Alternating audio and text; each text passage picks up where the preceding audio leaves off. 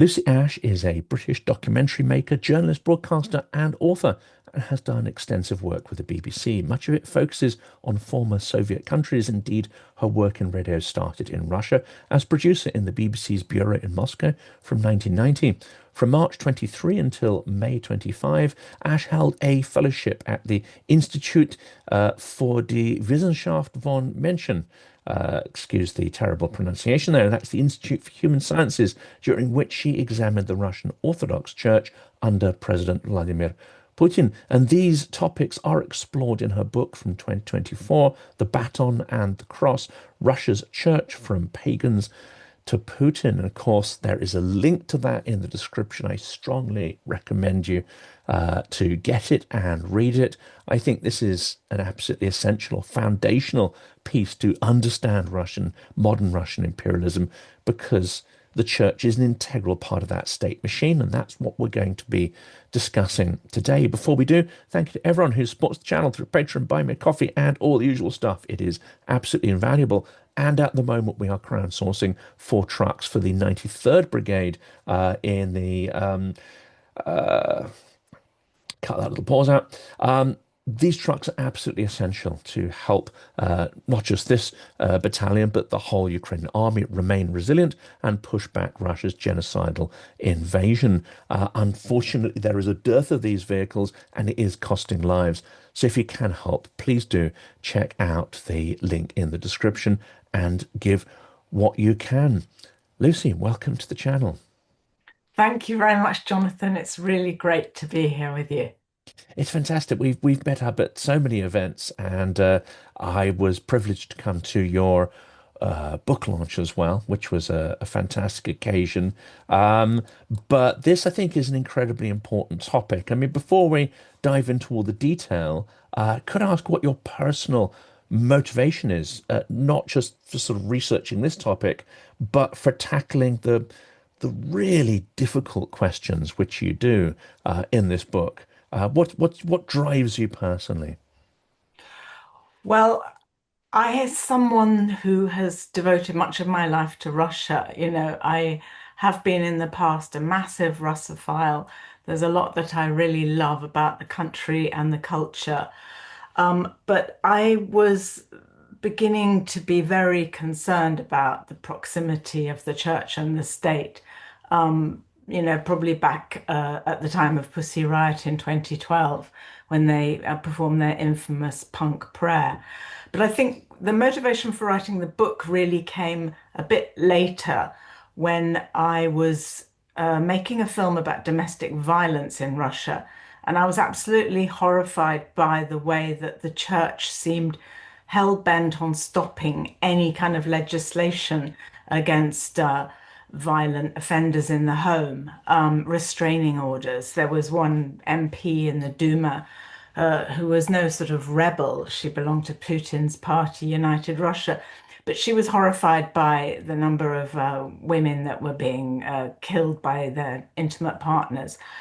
And she was completely vilified by people inside the church and by Orthodox oligarchs and businessmen who were very influential.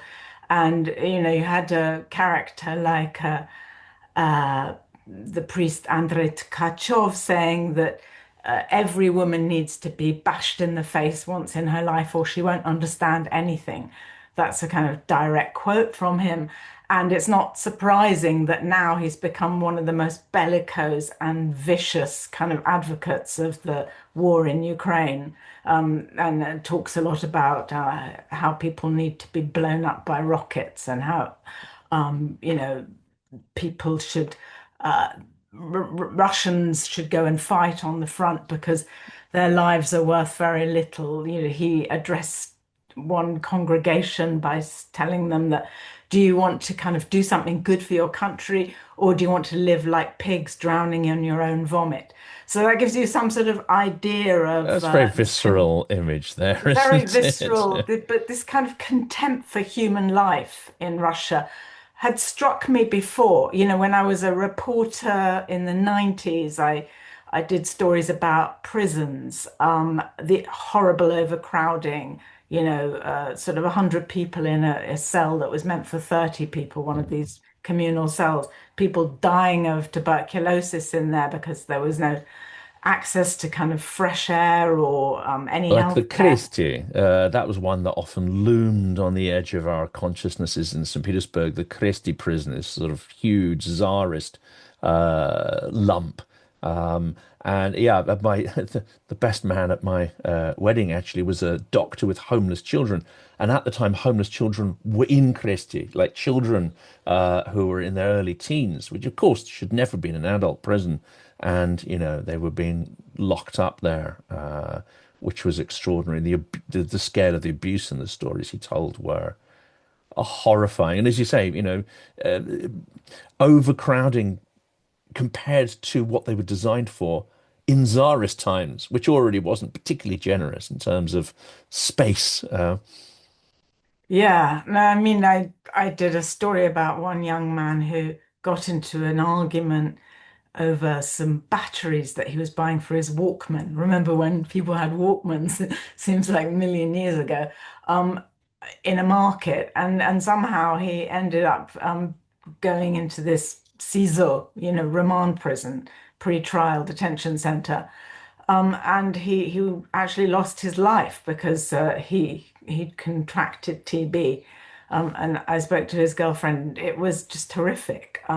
No access to people, and uh, if you didn't have the right sort of sviazi, the blat, to kind of make the phone calls to get you out of there, if you were just an ordinary person, you were in a very, very dark place. That's it. Your So, your connections, or your as they in the 90s, that phrase "krisha," your protection, your insurance, yeah, your your your roof. roof. Yeah. Yeah. Yeah. So, going back to the church, I felt like very confused that there were people in the church whose nominal job was the protection of women, children, and families, and yet they were dead set against this law that was aimed to kind of help a little bit with this epidemic of domestic violence. And it was very much in the ether at the time because there was a famous case of a jealous husband who dragged his wife into the woods and cut both her hands off with an axe that he kept in the boot of his car. And, she was being very outspoken and giving lots of interviews. And she said, I don't really like talking about it, but I feel I have to because when I went to the police and told them that I was afraid because my husband had beaten me up in front of my children, they told me to just come back in a month's time, if and report on whether the situation had developed at all. And I told them, in a month's time I could well be dead, but they didn't care. And then there was another case of three young sisters who had murdered their father after he had subjected them to the most horrific abuse. So there was a lot of talk about what was going on in families, and it seemed like the church were not on the side of the victims, and that alarmed me. And then I'm sort of been in conversation since then with the MP Oksana Pushkina, who tried to put through this law on sort of restraining orders for violent men. And she said, looking back on it, it seems that I was naive at the time because this mass violent readying Russian society for violence was kind of like a pre-stage of the full-scale invasion. And at a point where sort of war becomes not just normalized, but banal, killing becomes banal. Bombing people as they sleep in their beds in cities across Ukraine becomes something that is just, not even worth thinking about. It's just a boring fact of life for many people. And it's That's what interesting. I mean, they it's were interesting, readying isn't it? them for. Because religion, I mean, generalize here, but if you have someone like, you have the channel Zagrad and the name escapes me, but the guy who sort of runs that, who's the sort of orthodox, Konstantin Malafeyev. Malafiev, that's one. How could I Yeah. forget such a toxic and horrific character as that? But it's also fused with, it gives people a narrative, doesn't it? It's like terrible things are happening, and if you were to detach yourself and think in a humane fashion, I'm not sure, how many people are capable of doing that anyway with after decades of propaganda. But if you were to sit and think of it, you might think, well, hang on a second, this seems wrong. But it provides a narrative for people so they don't have to think of it. They're absolved from the process of thinking, absolved from the process of any rational thought or taking responsibility. It says that these people are ungodly, these people are pagan, these people are apostates. You don't have to worry about all this stuff, no matter how gruesome it might seem.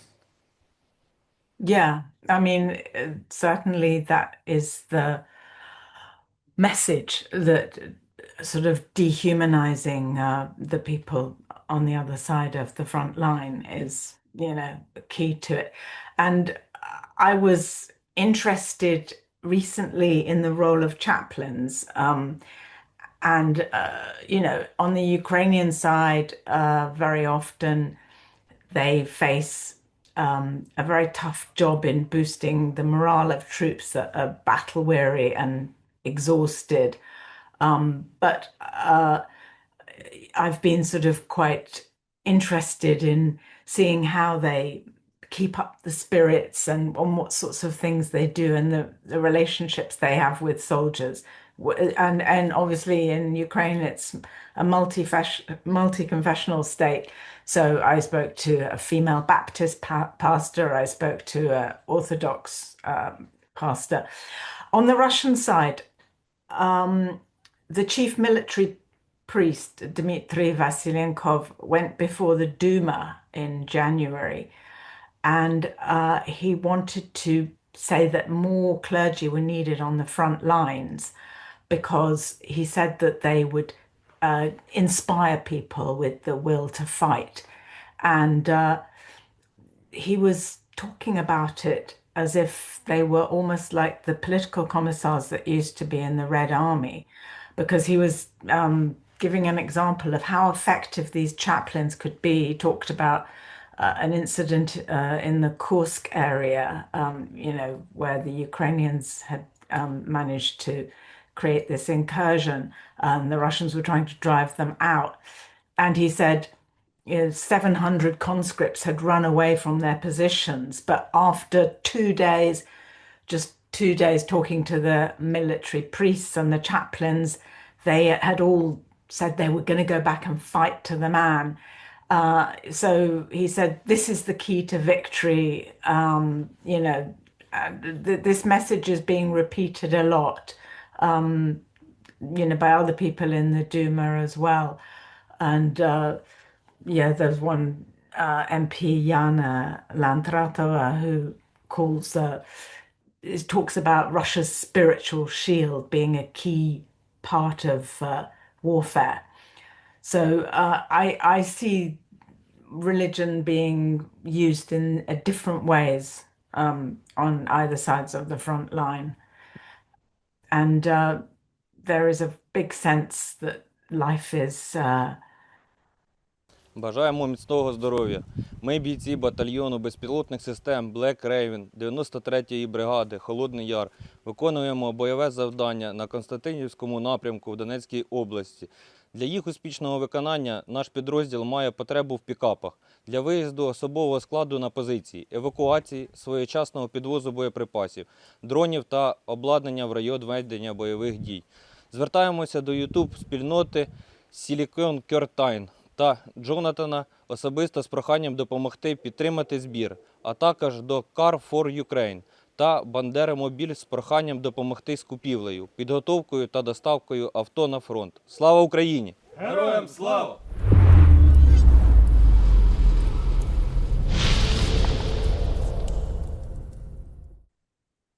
you talk about the way that Russian soldiers are sent into the front after a cursory sort of baptism, because many of them have little understanding of orthodoxy.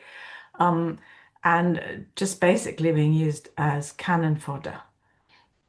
That's an interesting topic there, isn't it? Because ignorance seems to me to go hand in hand. I mean, it's a very visual experience, a very sensory experience, of course, entering an Orthodox church, especially one that survived through the communist period. You might have sort of, decades of candle smoke sort of encrusting the objects, and everything's illuminated by candle. And if it's got the original fittings rather than some of the sort of more gaudy modern ones that have been redone, or if it's a brand new church done in a sort of more oligarchic style, if you've got that sort of connection with something that is centuries old, or even goes back to say the sort of Baroque period of Peter the First, there is a beauty to it. Undoubtedly, there's an extraordinary beauty there. And when it's combined with that sort of continuity of time and the visuals of the rituals, of course, it is incredibly sensory experience.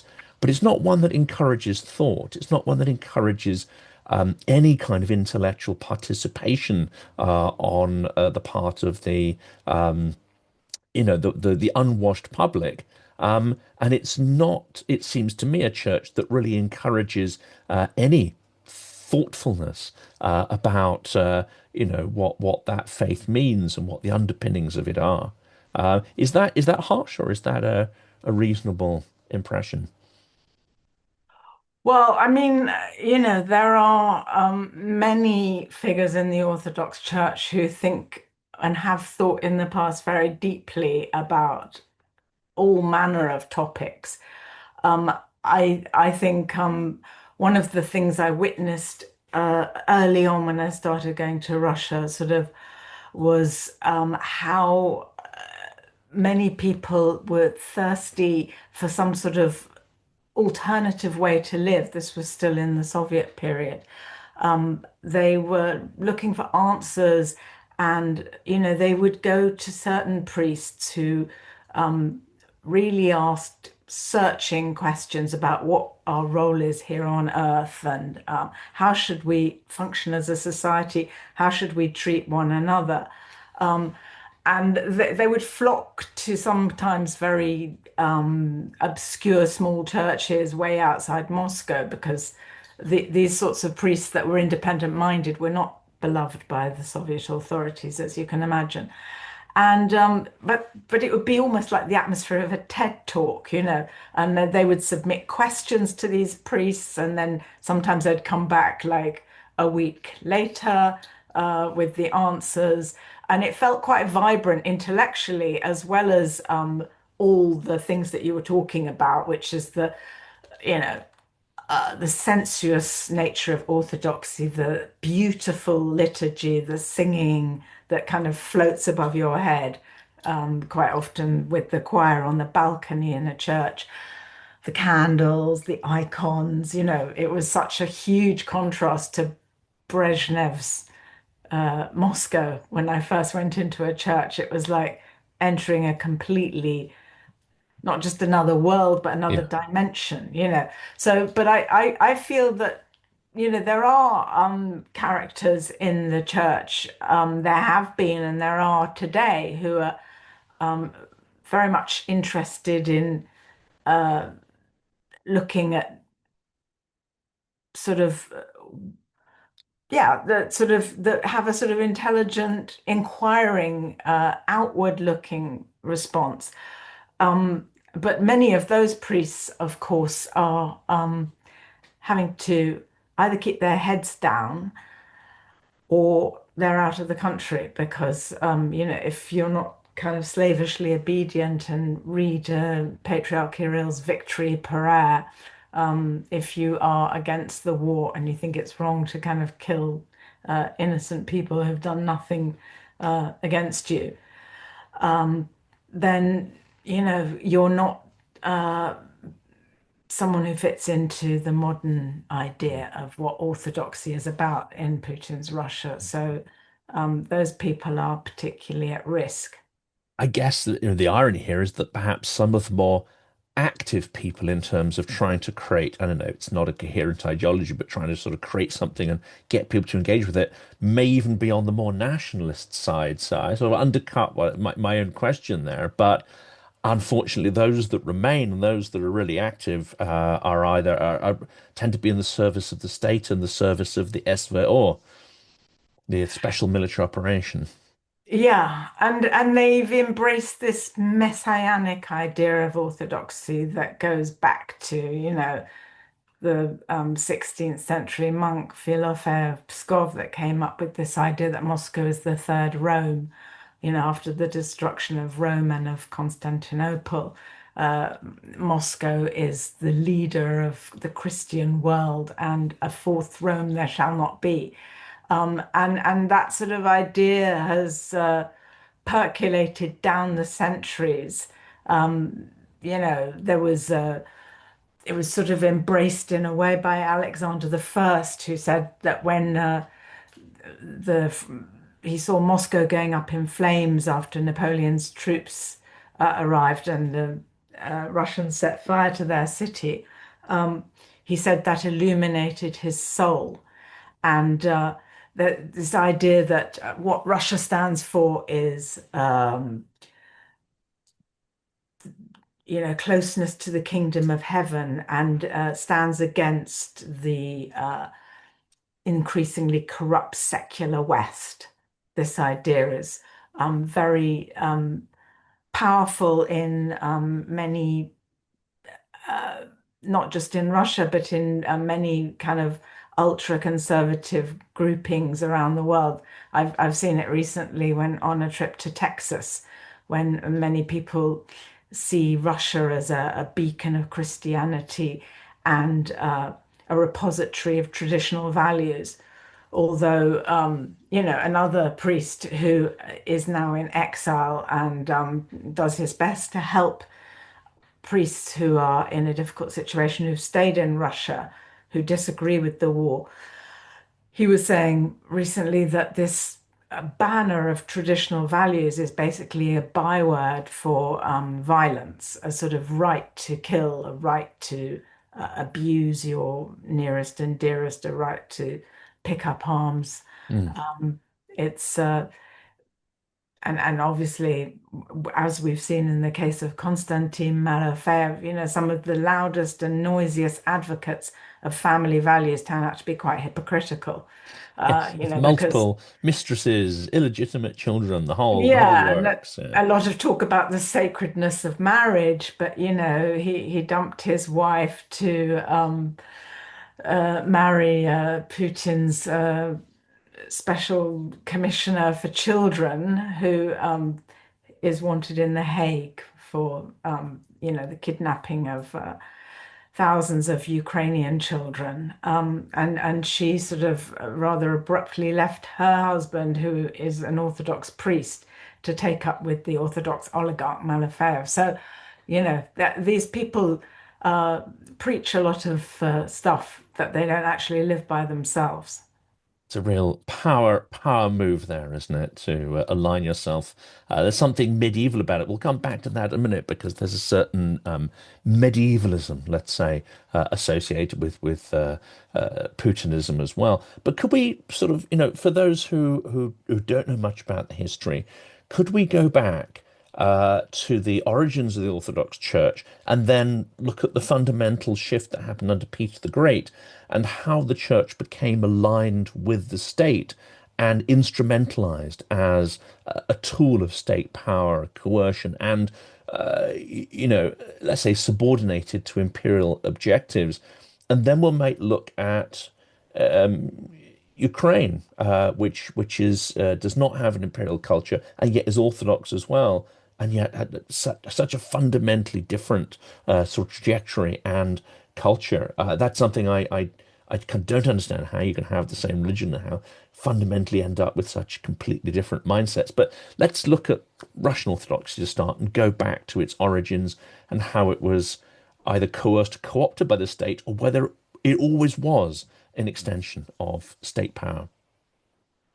Well, I mean, much to the chagrin of Vladimir Putin and Patriarch Kirill, the origins of Russian Orthodoxy sort of began not in their country, but across the border in Ukraine. Although, at the time, that's not the way that in the time of Kievan Rus, these borders were not recognized. But so, yeah, Russia was kind of a pagan country, and Volodymyr the Great, Grand Prince of Kiev, um, embraced Orthodoxy partly because he wanted a way to bind together all the subjects in the lands that he and his brothers had conquered. And it was a sort of pragmatic move. And he also wanted to improve relationships with Orthodox Constantinople, which was a big trading partner where they sent furs and slaves and honey and animal pelts down the river. And so he, as the legend goes, went shopping around to find the right religion. And his emissaries reported back that they'd been completely entranced by the service in the great church of San Sophia in Constantinople. And they said they didn't know if they were on heaven or on earth, but the beauty was so intense, it bewitched them.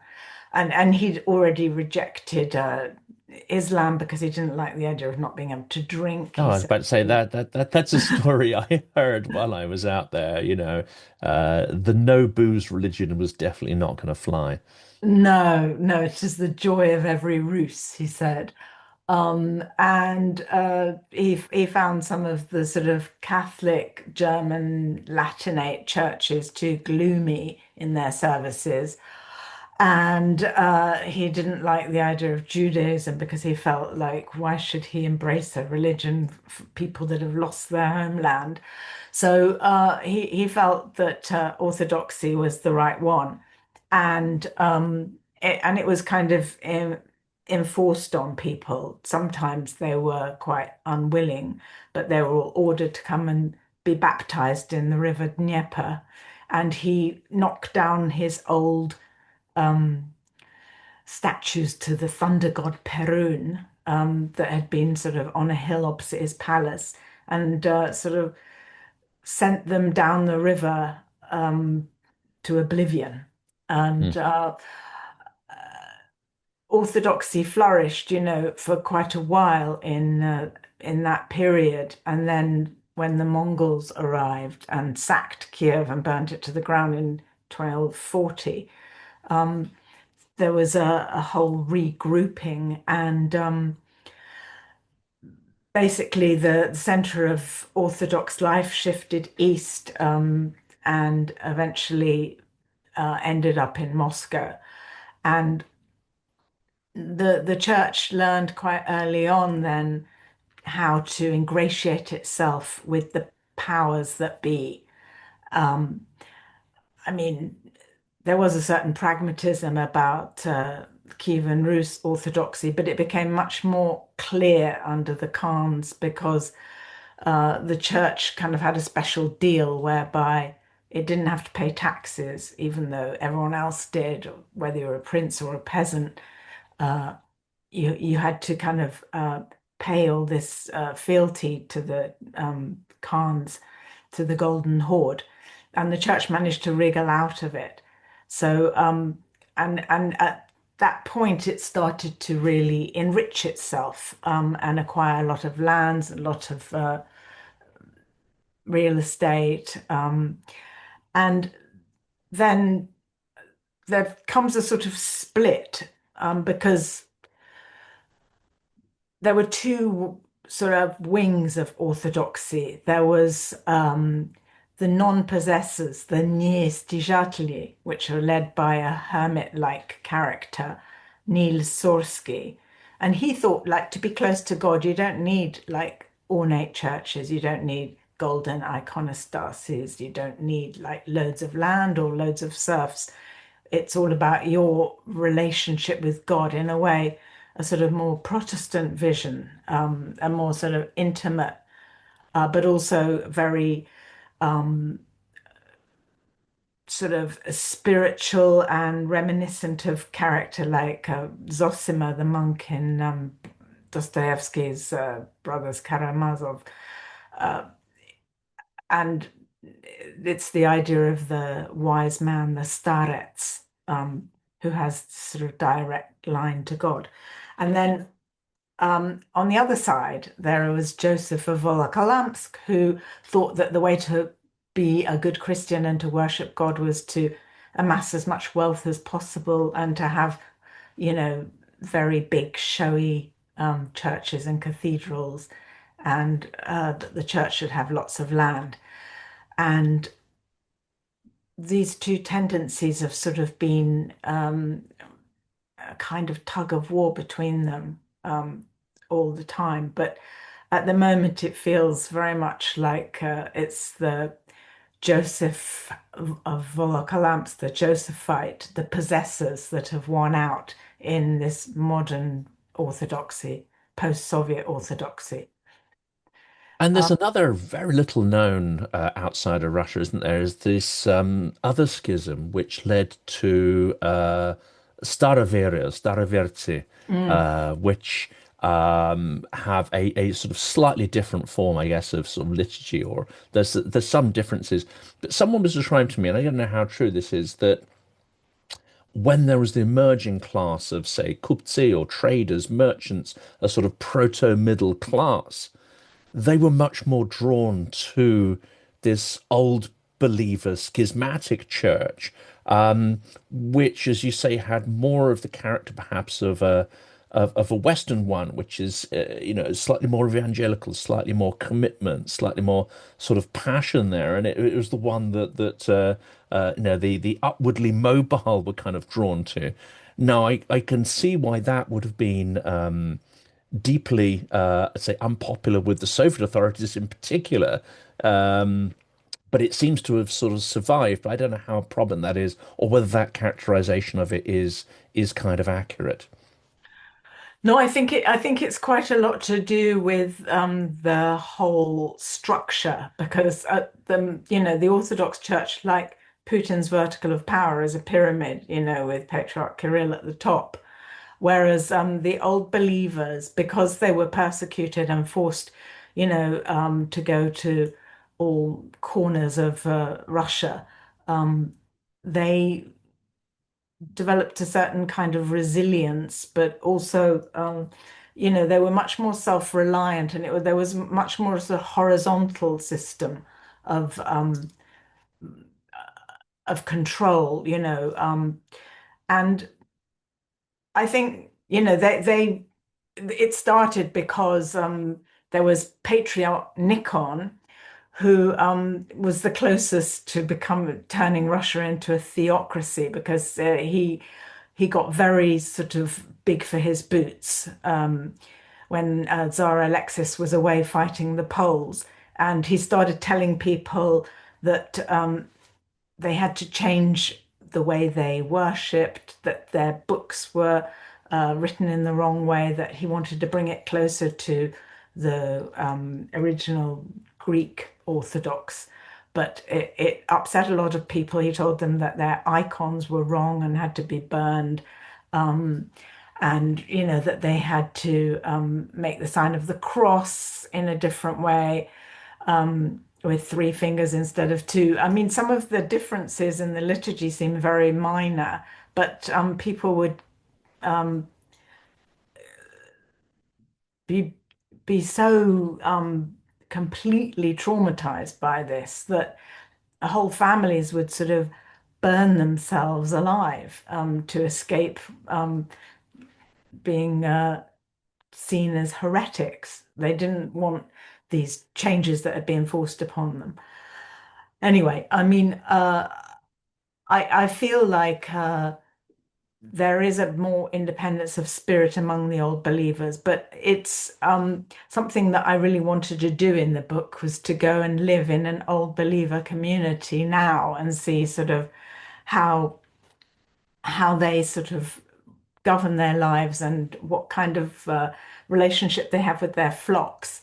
But then, unfortunately, the war happened, and I was not really able to do as much on the ground research as I'd been planning in Russia. So that was off the cards. But I think that it is very interesting, these shoots of independence that break out sometimes, and the Moscow Patriarchate tries to dampen them down. Because we see Orthodox, we see Russia and totalitarianism, in fact, as a kind of monolithic entity.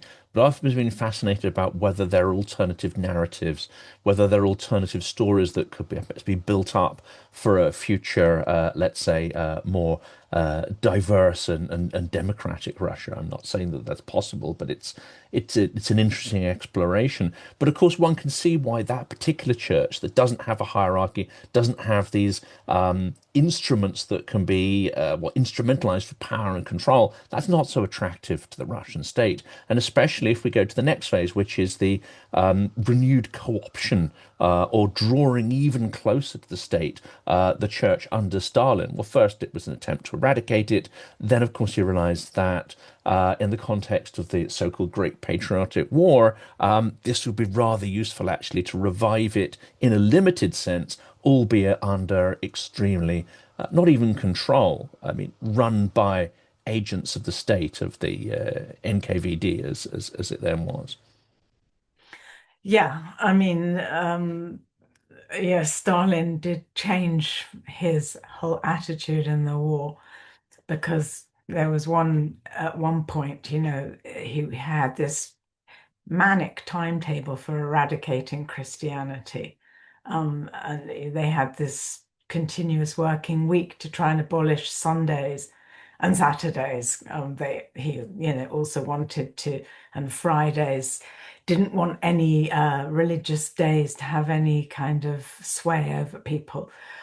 But and not to mention the kind of mass murder of priests and monks and nuns and lay people and the destruction of church buildings and the most intense period of persecution, much worse than what happened under Emperor Diocletian.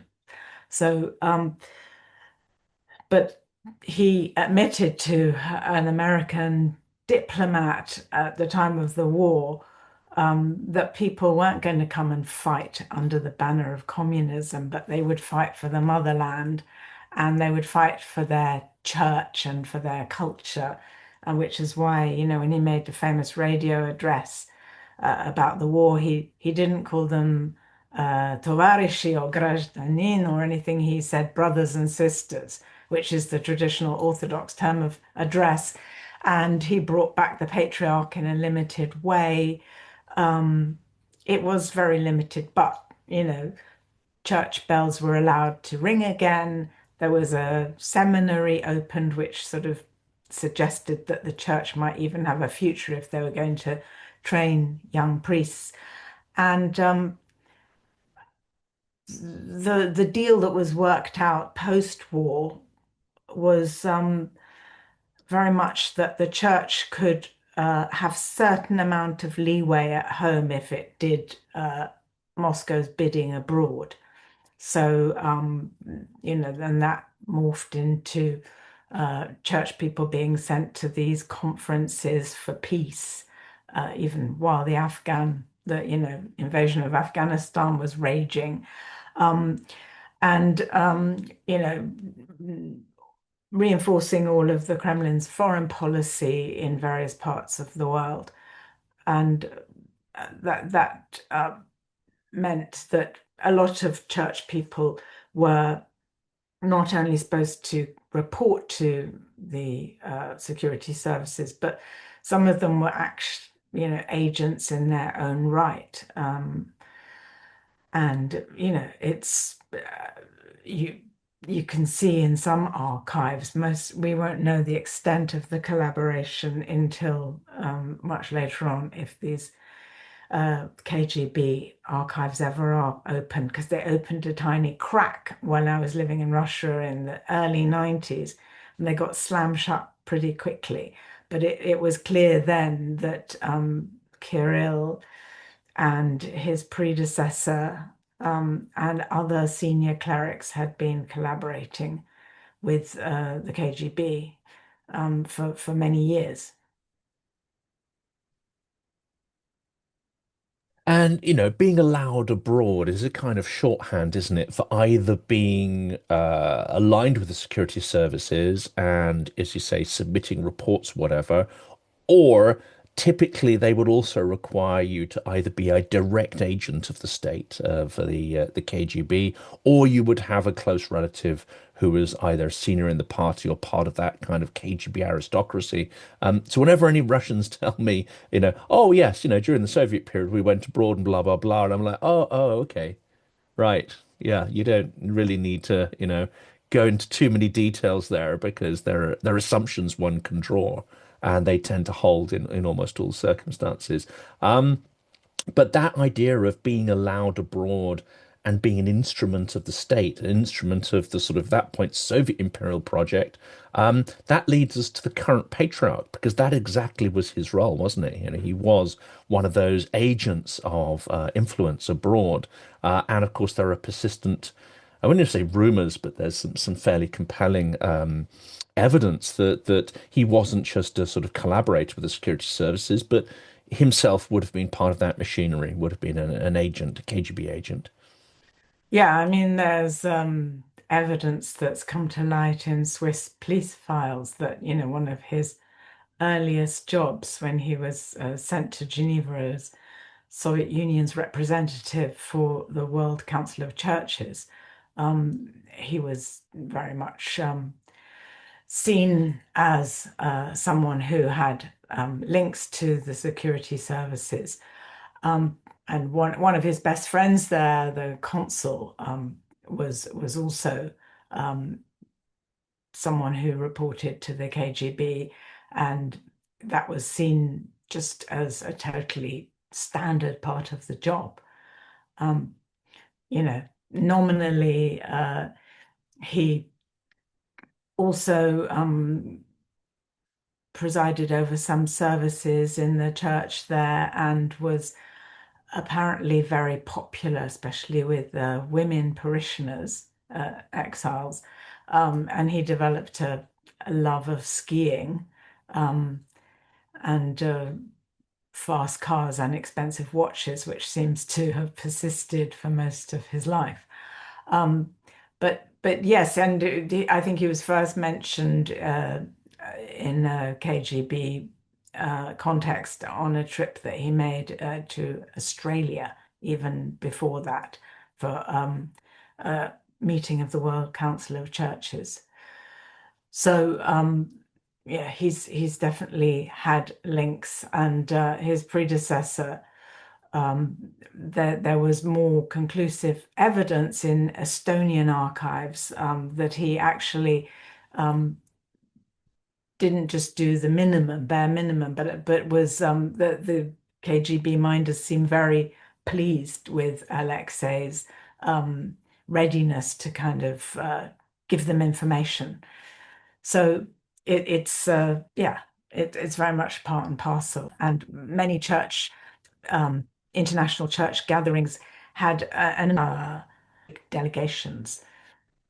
He seems to know which side his bread is buttered, certainly. And then, if we turn to the context of the full-scale war, it seems there are elements of the Orthodox Church who are not just enthusiastically embracing the sort of propaganda, but in some ways even internalizing this entire imperial project.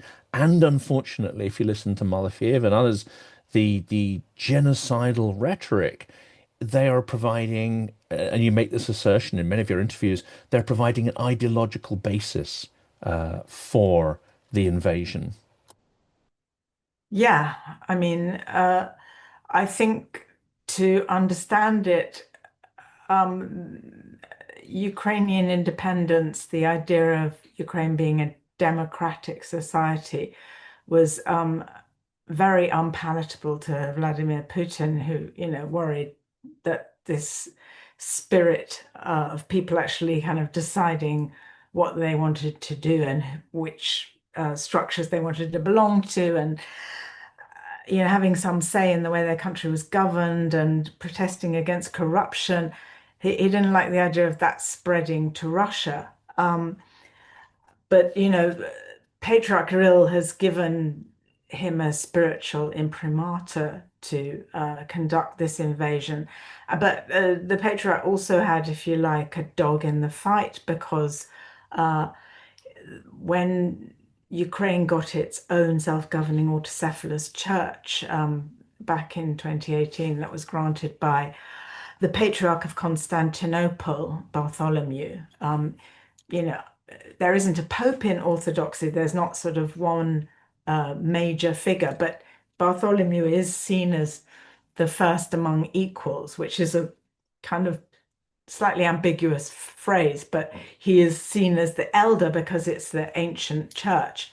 Um, and for Patriarch Kirill, this was a big slap in the face and a potential loss of thousands of parishes, lots of property, and Income, big loss of income. Yes. big loss of income and a big loss of prestige. And he sort of tried very hard to stop this from happening, to stop the granting of this homos, this autocephalous status of the Ukrainian Orthodox Church, which is now called the Orthodox Church of Ukraine.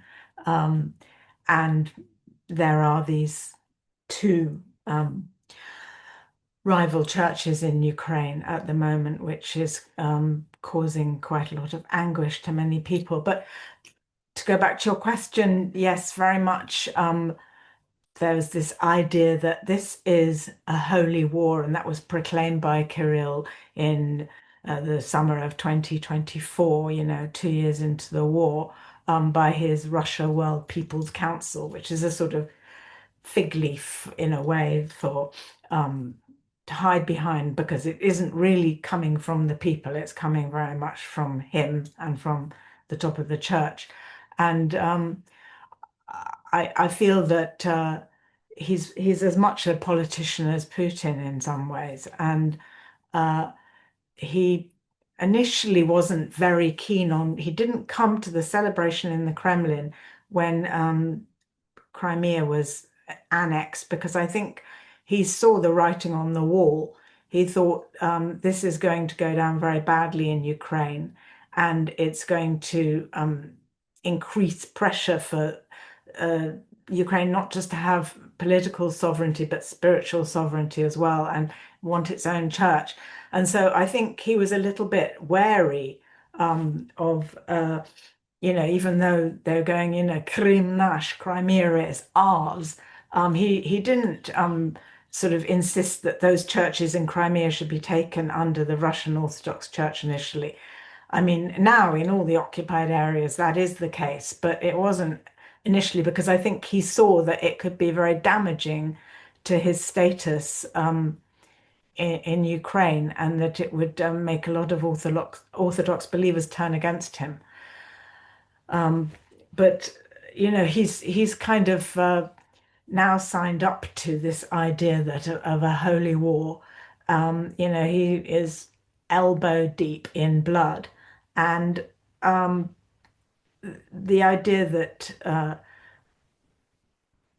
you can go on the battlefield and kill Ukrainians, and then you'll be washed of all your sins.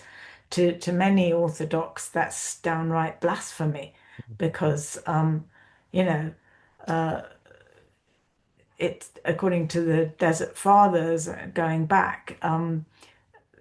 Even people that kill in battle in self-defense should be undergo a great period of contemplation, and they should repent very profoundly, and they should not take communion for several years after that. So, like, taking human life is seen as something terrible and anti-Orthodox, anti-Christian, because obviously, Christ's second most important commandment is to love thy neighbor as thyself.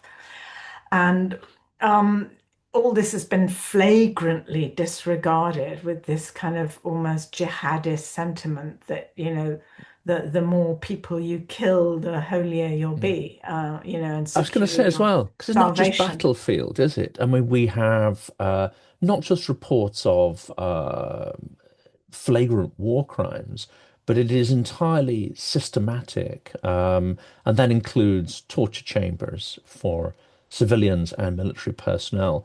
So this isn't just an army, killing in the name of orthodoxy. It's an army committing wide-scale and grotesque atrocities with the cover of an imperial orthodox ideology to give them absolution, immediate absolution from the most horrific crimes that we can record in human history. Yeah. I I have no idea how that can, in the average person's mind, how they can see some of the atrocities we've seen in Ukraine and feel that there's anything remotely holy about this war, about, raping and murdering civilians. It's you know, the kidnapping of 20,000 children, um, and even sort of what is happening not just to Ukrainian children in Russia who've been kidnapped, but also to Russian children, this militarization that goes on even in kindergartens. Exactly. Uh, You've seen the images of the primary school and kids yeah, little picking kids horrific, being marshaled into a Z Yeah. shape in the snow, in their Yes. playtime.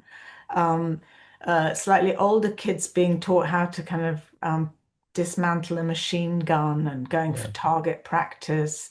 And all of this is quite often done sort of under the auspices of the church, a sort of add-on, if you like, to Sunday school, while the parents, the mums, are sort of knitting camouflage nets Yeah. to go over tanks. Their children and grandchildren are running around learning sort of how to fly Mm. drones or how to shoot. It's very And far from and be most taught to people's hate as idea. well. I mean, there's one of these primary school events that I saw a video of, and the little children are literally being told that your mother has been massacred, and that's the sort of mindset that they're being asked to enter in before they perform this highly, regimented, militarized kind of thing. I mean, there's a Russian word that covers this. I mean, not only is it grotesque from a humane point of view, it's all very tacky. A lot of these things are done in a very tacky kind of way. I mean, there's that lovely Russian phrase called poshle, which kind of implies both tackiness and some kind of moral degradation at the same time. Yeah, and that tackiness is very much on display when I've seen some videos online from these so-called Z priests that explain to their troops why they have to fight. And absolutely crazy assertions are made about, if you don't go and fight in Ukraine, all your children will be gay. This kind of demonization of the LGBT community. I mean, to the extent that, Kirill on Forgiveness Sunday, the 6th of March, this is back in 2022, at the very beginning of the war, he didn't talk about NATO enlargement or about the fact that there was a problem with Ukraine wanting a different political system. He said that uh, gay pride parades were kind of responsible for this war, or he sort of implied it because he said Ukraine wants to belong to that Europe, and to belong to that Europe, one demand of the membership is that you allow gay pride parades, and we can't have this kind of degradation in Russia, in Holy Russia. Um, the cruelty to anyone that doesn't conform is really extreme. And in most people's view of what Christianity is supposed to be, very, very far from Yeah. that. The last question, the closing question, and I always try to end on a focus on Ukraine, is given that they share essentially the roots of the same religion, or rather, the origins of the Russian state are as an outpost of, the Kievan state, or sort of territories on the fringes of a powerful Kiev, and that's, the primary inheritance of the religion and the ritual. How come that Ukrainian culture has turned out to be so different, given that it also is an Orthodox nation? Ukraine is so horizontal, and I would say sort of dispersed and anti-authoritarian, right down to its very roots, not just in its political structure, but its culture and psychology. How could the same religion cover countries which are so different in every aspect? Well, it's a really good question, and it's something I've been asking myself. I mean, for all the holiness of Holy Russia, divorce rates are much higher there than in Ukraine. Abortion is higher, drug abuse, suicide, alcoholism, all sort of worse. But, I'm not pretending that these are not issues in Ukraine as well. But I mean, it is partly to do with the way the church is structured, in that each parish is self-governing. So it's not like you can sort of have the same kind of directive that comes from the top in the Russian Orthodox Church. And there's much more diversity um, well, there's much more acceptance of diversity, because Russia is also a multi-confessional country, with a sizable sort of Muslim population. But in Ukraine, it's very much, the western part of Ukraine has a big tradition of the Greek Catholic Church, which is sometimes referred to as the Uniate Church. And in eastern Ukraine, there've been sort of for quite a long time a big Protestant tradition, and there are also people, from the Crimean Tatars who are Muslim. Um, a big sort of diversity, and I feel maybe more joyfulness in some of the traditions of the church. I'm thinking, like, one of my most memorable experiences when I was young was going Christmas Eve in Western Ukraine, where there's a carol night where you sing a different carol at each household, and in each house you have to eat some dish that's been prepared, because there are, different dishes. I think 12 different dishes. And those sorts of things are quite powerful, that capture the imagination of people. I think that uh, I think it's a question of trust,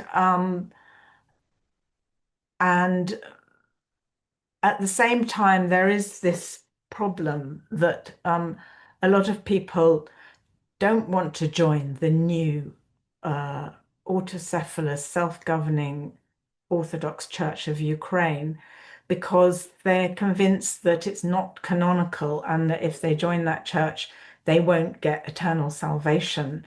And that has got such a kind of powerful hold on people's imagination, that I sort of struggle to understand it, but it's something that's very, very noticeable. And I went on pilgrimage with some Orthodox believers from Kiev to Pachayev, which is a big monastery in Western Ukraine. And uh, one woman who was on the minibus with us was in Bucha when the Russians occupied the town for 3 weeks and murdered so many people. She was cowering in her cellar with her 8-year-old child, who was also on the bus going to on the pilgrimage. But she said, she thought there the newly created, as she called it, church was more about politics than faith, and she didn't accept it. And I found that really peculiar because other people were telling me they didn't want to worship in a church where the name of Patriarch Kirill is mentioned during the liturgy. They absolutely were horrified by that. So quite often parishioners either persuaded the priest to move to the new to the autocephalous Orthodox Church of Ukraine, or sometimes it was the priest that decided he wanted to move and brought the parishioners with him. But most often it was the parishioners. And so there is that sort of sense that they are empowered to make decisions about how their church should be run in Ukraine, which is totally absent in Russia. So, except maybe in some communities of the old believers, as we were talking about before. But I should also say many of the old believers that have come to Russia, who've been in exile in other countries abroad, like in South America, are ultra conservative and embrace many of the values of Putin's Russia, which is one reason that he's been encouraging them to emigrate and live in communities in the Russian Far East, which are underpopulated and which the state worries could be taken over by the Chinese if they don't put enough Russians there. And there's the whole, haven't even talked about it, but the kind of fear of demographic decline, which is a very prominent part of this medieval attitude to women about that they should stay at home and have babies, and that there's one ultra Orthodox governor in Russia who's kind of basically tried to make abortions illegal. He's also put up monuments to Stalin, so you can see It's a what weird kind of fusion, man isn't he it? is. It doesn't make really any sense whatsoever, but that's, being able to square highly paradoxical things, unfortunately, is one of the features of the modern Russian mind, not bringing kind of logic to it that we'd be able to rationalize there. There's a lot of topics we didn't cover, as you mentioned there. That does create the grounds for potentially a future conversation, and I'd certainly sort of be keen to do that. For today, though, Lucy, thank you so much for coming on. It's been absolutely thrilling to have this conversation finally, and I hope people get as much out of this as I did. Thank you very much.